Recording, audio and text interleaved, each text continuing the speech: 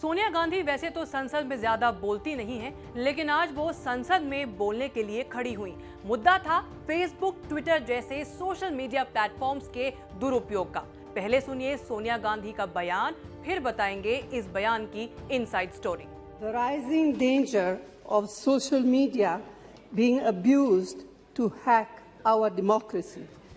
Global companies like Facebook and Twitter are used increasingly to shape political narratives by leaders, political parties, and their proxies. It has repeatedly come to public notice that global social media companies are not providing a level playing field to all political parties.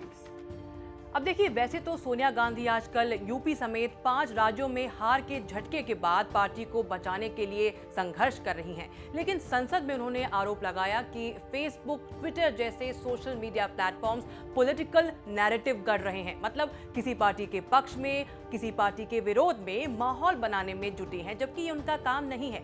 सरकार से सोनिया गांधी उम्मीद करती हैं कि वो Facebook और बाकी social media कंपनियों के भारतीय चुनावी राजनीति में किसी प्रकार के दखल को खत्म करें।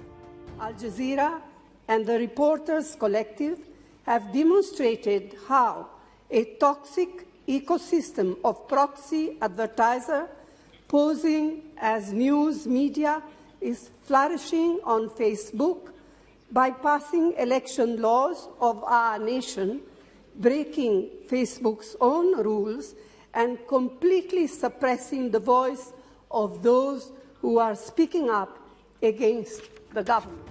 सोनिया गांधी के इस मुद्दे को उठाने के पीछे की कहानी ये है कि विदेशी मीडिया कंपनी अल जजीरा ने एक रिपोर्ट प्रकाशित की है। रिपोर्ट का निचोड़ ये है कि रिलायंस से मदद हासिल करने वाली एक न्यूज मीडिया कंपनी न्यूजे ने फेसबुक पर बीजेपी के चुनाव अभियान को आगे बढ़ाया था। 2019 के लोकसभा चुनाव और उसके बाद 9 राज्यों के विधानसभा चुनाव में प्रधानमंत्री नरेंद्र मोदी और बीजेपी की पहुंच और लोकप्रियता को बढ़ाने के लिए न्यूजे ने फेसबुक पर विज्ञापनों के रूप में लाखों रुपए की रकम खर्च की है। बिल्कुल समर्थन में हूँ मैं इनकी बात पर, क्योंकि ये आज की बात नहीं है। आप यूएस इलेक्शन देख लीजिए, ये सोशल मीडिया प्लेटफॉर्म आकर प्रॉफिट कमाते हैं, हमारी डेमोक्रेसी में इंटरफेयर करते हैं, बगैर अकाउंटेबिलिटी के गायब हो जाते हैं। ये आने वाले समय में डेमोक्रेसी का हनन कर रहे हैं। इस मुद्दे को गंभीरता से लेना चाहिए। ये मुद्दा मैंने भी आईटी मिनिस्टर से उठाया था कि कहीं चेक्स एंड बैलेंसेस होने चाहिए, अकाउंटेबिलिटी तय होनी चाहिए। ये सोशल मीडिया प्लेटफॉर्म्स हमारे देश में आकर खूब सारा पैसा कमाते हैं, पर कोई अकाउंटेबिलिटी नहीं रखते और हमारी डेमोक्रेसी को आए दिन खत्म करने की कोशिश करते हैं। तो इस विवाद में नाम सामने आया है मीडिया की स्टार्टअप कंपनी न्यूजे और रिलायंस का। न्यूजे का पूरा नाम है new amazing world of journalism और ये रिलायंस की एक सहायक कंपनी है। अल जजीरा रिपोर्ट में न्यूजे पर आरोप है कि उसने फेसबुक पर बीजेपी के चुनाव अभियान को आगे बढ़ाया था। फेसबुक और इंस्टाग्राम पर विज्ञापन का स्पेस खरीदा और इन पर न्यूज स्टोरी के नाम पर राजनीतिक प्रमोशन किया। विज्ञापन नुमा न्यूज स्टोरी में बीजेपी की प्रशंसा थी और विपक्षी नेताओं का उपहास। ये पूरी तरह से जनता को अपनी हार के बाद दिग्भ्रमित करने का एक कुछ प्रयास है।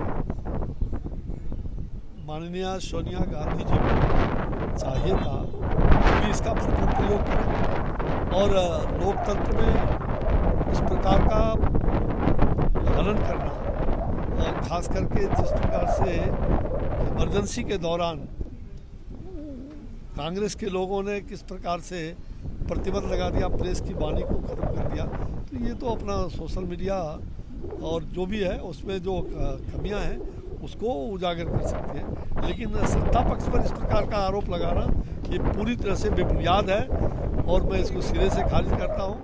आरोपों के घेरे में है न्यूजे, जिसके संस्थापक हैं शलभ उपाध्याय। पूरे विवाद पर शलभ उपाध्याय सफाई दे चुके हैं। शलभ ने कहा है कि अल जजीरा की रिपोर्ट में लगाए गए आरोप गलत हैं। न्यूजे एक स्वतंत्र मीडिया ऑर्गेनाइजेशन है और किसी राजनीतिक पार्टी का पक्ष नहीं लिया गया है।